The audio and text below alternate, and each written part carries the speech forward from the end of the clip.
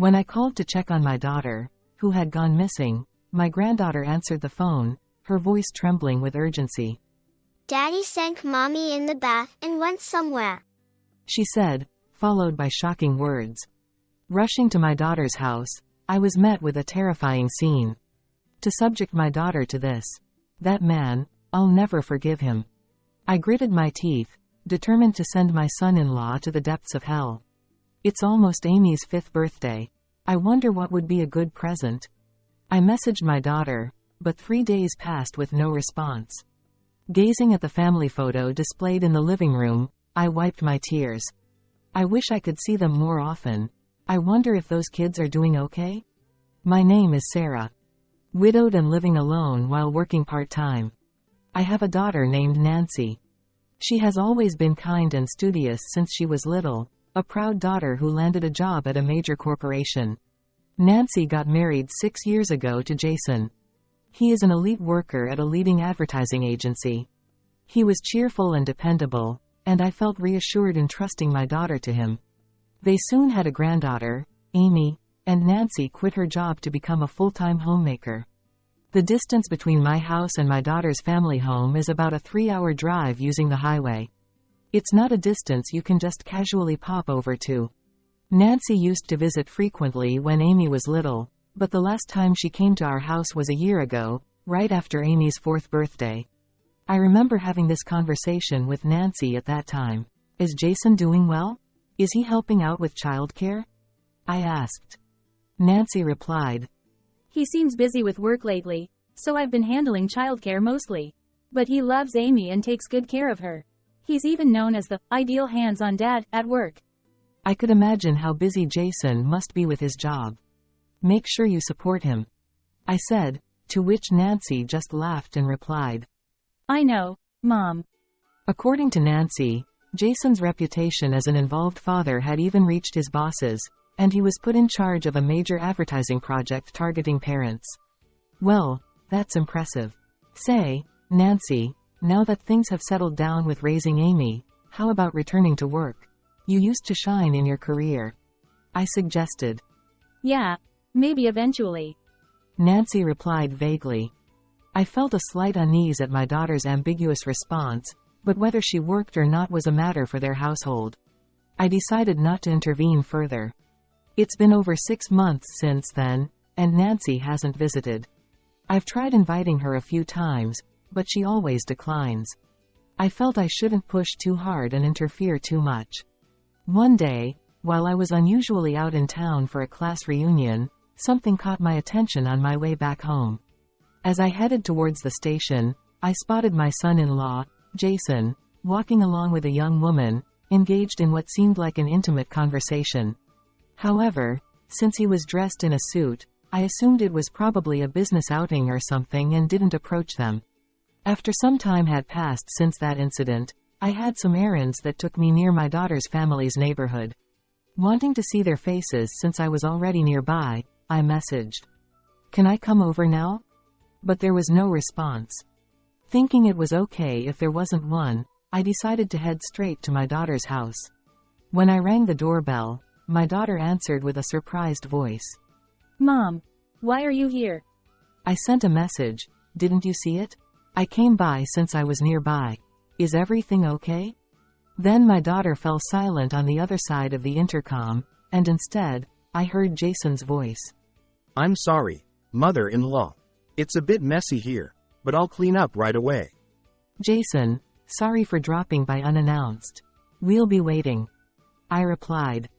After standing there for about 10 minutes, the front door opened, and when I saw Nancy standing there, I couldn't help but be taken aback. She looked so frail compared to the last time I saw her, it was like a lie.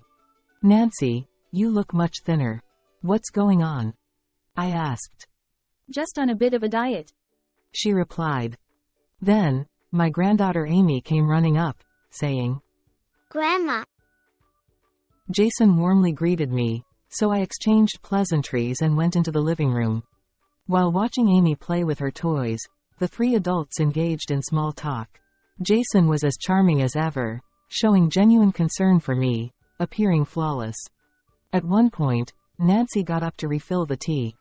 I followed her and asked, "Nancy, you look pale. Are you eating properly? Are you feeling unwell?" No. I'm fine. I'm healthy. She replied. Despite her words, I noticed something concerning her wrist as her sleeve slipped. I grabbed her arm and lifted her sleeve, revealing a painful-looking bruise. "Nancy, what happened?" Jason, who had somehow appeared at the entrance to the kitchen, interjected. It's just a bruise from a fall. Nancy can be a bit clumsy sometimes. "You fell. Is that true, Nancy?" I asked. Yes, it's true. She stepped on one of Amy's toys and fell inside the house. Nancy nodded in agreement with Jason's assertive tone, and then she distanced herself from me. The kitchen conversation ended there, but I began to observe Nancy and my granddaughter closely after that. Amy remained her usual cheerful and innocent self, but Nancy seemed somewhat withdrawn, appearing a bit tense. Sarah, we have plans to go out as a family soon. Jason said, prompting me to reply. Yes, it's about time for me to leave. On the way home, I sent Nancy a message, saying, "If anything is wrong, don't hesitate to talk to me." Her reply was, There's nothing wrong. I'm happy, so don't worry. Despite feeling an unsettling sense of unease, I returned home. 2 months have passed since I visited my daughter's family. I sent Nancy numerous messages, but received no reply, and she stopped answering my calls. She always responded to messages before. It's strange that the calls aren't going through. Are Nancy and Amy both okay? I want to see them and make sure. With these thoughts in mind, I decided to visit on a night when they were likely to be home. Sending Nancy a message saying, "I'm coming over now." I got into my car around 6 p.m. During a stop at a service area, I decided to call Nancy again. However, when the phone was answered, it was my granddaughter, Amy, on the other end. Grandma? Mommy's turned a strange color and won't move. Those words sent a shiver down my spine, but I tried to remain as calm as possible as I asked my granddaughter, "What are you saying, Amy? Is Daddy there?" Daddy sank Mommy in the bath and went somewhere. What should we do, Grandma? Mommy isn't responding. Hearing the urgency in her voice, I realized this was no ordinary situation and hurried to my granddaughter's side. An hour later, upon arriving at my daughter's house, I was speechless. Upon opening the front door, I was met with a horrifying scene. The house was in disarray, with items strewn about, vases and dishes shattered and left abandoned. It looked as though a burglar had broken in or someone had gone on a rampage. Grandma, this way, quickly. Startled by my granddaughter's call, I hurriedly followed her lead to the bathroom. There, my daughter, fully clothed, lay submerged in the bathtub, face up. "Nancy, stay with me." I frantically reached into the icy water, despite it being midwinter. Managing to lift her, my daughter's face was beyond pale, her lips tinged purple. Just as her face barely emerged from the water, there was a faint sign of breathing. Despite numerous attempts to rouse her, she remained unresponsive, prompting me to immediately dial 911. Before the ambulance arrived, my granddaughter rushed over to me, saying, Mom said there's something important in her bag. She pointed to a navy bag hanging on the living room wall. Upon a quick check, I found her insurance card in the wallet. Grabbing the bag, I boarded the ambulance upon its arrival. After arriving at the hospital, Nancy's treatment began immediately, while my granddaughter and I sat on chairs in the hallway. "Amy, is it true that Dad submerged Mom in the bathtub?" Amy nodded with a pale face. Dad sometimes hits Mom and takes her to the bath. Amy is told to stay in the living room, but it's always scary. I feel sorry for Mom. My granddaughter explained. "Amy." I instinctively hugged her, and she began to sob uncontrollably. Dad said, if you tell anyone, you'll never see Mom again. Amy, because I told Grandma, will I never see Mom again? I don't want that.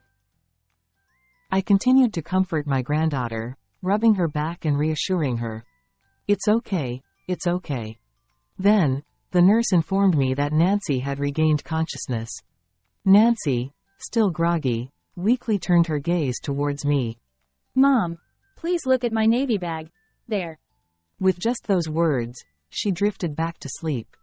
I carefully examined Nancy's bag once again, and to my horror, I found something unimaginable. Trembling, I confirmed what I found, gritting my teeth. To put my daughter through this. That man, I will never forgive him. At that moment, I resolved to send my son-in-law Jason straight to hell. Despite multiple attempts to call Jason, I couldn't reach him. So, I entrusted a trustworthy acquaintance nearby with something. 3 days after my daughter was taken to the hospital, I received a call from my son-in-law on my mobile phone. I heard from a neighbor that Nancy was taken away in an ambulance.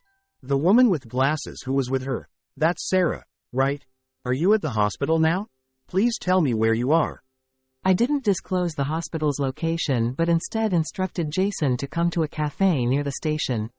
After leaving Amy with an acquaintance, I waited at the meeting place, where Jason arrived, breathing heavily. Sarah, I'm sorry. I was away on a business trip, so I'm not sure what's going on. What happened to Nancy? Which hospital is she in? Please tell me quickly. Jason spoke with genuine concern, but I wasn't fooled by his appearance anymore. I heard everything from Amy. You did something terrible to Nancy, submerged her in the bath, and left her, didn't you? How could you do such a thing? Jason murmured. Then awkwardly chuckled. I can't believe it, Sarah. Did Amy really say that? Surely you're not taking a child's words at face value? Are you suggesting Amy is lying? Jason explained. Since she started kindergarten, she occasionally says things like that. It's like she has a vivid imagination or a habit of lying. We've been dealing with it too. So, without saying a word, I played back the voice recorder I had taken out of my bag. What emanated from it was Jason's yelling. Divorce. That insolent wife of mine. I have to teach you a lesson. I'll discipline you in the bath like usual. His words were unbearable, filled with countless vulgarities. Afterwards, there were sounds of splashing water and Amy crying out recorded on it. As Jason paled, I stared straight at him and stopped the voice recorder. What is this? Jason stammered. Nancy was recording what happened that day. Perhaps she anticipated this, although she probably didn't expect to be taken to the hospital. I remarked. She did that. How insolent. Finally showing your true colors. I retorted. Jason wore a frustrated expression, but then quickly adopted a soothing tone. Sarah, this is just a matter between spouses. It was just a heated argument at that time. No need to blow it out of proportion, right? It's also not good for Amy, you know? The evidence doesn't stop here. There's more. With those words, I slammed down on the table the decisive photos of Jason's infidelity. They depicted him cozying up to a young woman, entering hotels together, and engaging in intimate moments. The woman was someone I had seen in the streets a few months ago. This too, Nancy did this. Jason hastily gathered the photos, and I calmly explained to him. Nancy had hired a private investigator to look into you. Is she someone from your company? And Nancy kept a diary too. What? In Nancy's diary that I read, it was written that Jason had been controlling, forbidding her from working since the beginning of their marriage. Furthermore, Nancy noted that Jason's behavior became strange around the time he became a project leader 1 year ago, and when she confronted him about it, she was physically assaulted for the first time. After that, she mentioned being subjected to severe treatment under the guise of discipline on a daily basis, and was warned that if she didn't comply, Amy would be harmed. Contact with me was also prohibited, and it seems her phone was checked daily. However, Nancy pretended to obey Jason while diligently collecting evidence for the divorce. Now that I have gathered enough evidence, I will bring up the divorce today, were the last words in my daughter's diary. You lost your temper when your wife asked for a divorce and did something terrible. Then you left her in the cold bath and went to see your mistress. Is that right? When I sternly confronted him, Jason remained calm and brazen. I'm the elite among elites. People often say I'm the ideal dad. I provide for Nancy and Amy, and we have a happy family. Are you trying to ruin that over something trivial? At that moment, I finally reached my limit. Nancy wasn't happy. And neither was Amy, who witnessed her mother being mistreated. I will not forgive you. You will pay for this. Jason then angrily shouted with a flushed face. What can this old hag do to me?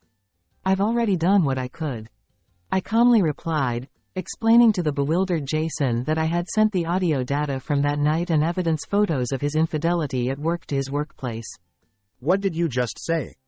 At that moment, Jason's phone rang, leaving him dumbfounded. As he answered the call in a panic, his face turned paler with each passing moment. Hey, it was from my boss. They're removing me from the project. You really did it, didn't you? How dare you? With his facade crumbling, Jason yelled at me with a contorted, ugly face. I remained composed and retrieved something from Nancy's bag. This is Nancy's decision. Please sign here. It was a divorce paper already signed by Nancy. Don't mess with me. I'll never let them go. Jason started tearing up the divorce paper with a flushed face, and I sighed. Then let's go to court. I'll make sure you'll be separated from my daughter. But before that, you'll have to pay for your sins. What? Right after you appeared at this cafe, I asked a friend to report it. The police will be here soon, so behave yourself. Jason turned pale and started trembling. You're going to involve the police. Do you realize what that will do to my career? I don't care. I'll never forgive you for what you've done. Never show yourself in front of me, Nancy, or Amy again. The police arrived, and Jason was taken away while shouting. Later, the divorce between the two was finalized. Jason was arrested for his cruel treatment towards Nancy. Along with my accusations, he was ultimately dismissed from his job due to being convicted. His mistress faced rumors at work and resigned. Although Jason's trial is ongoing, he has been cut off from his family and received no help from anyone. Nancy, now recovered, returned home with my granddaughter. Amy has regained her smile lately, and Nancy has found a job and is living a fulfilling life. We look forward to our granddaughter's growth and aim to support each other as a family from now on.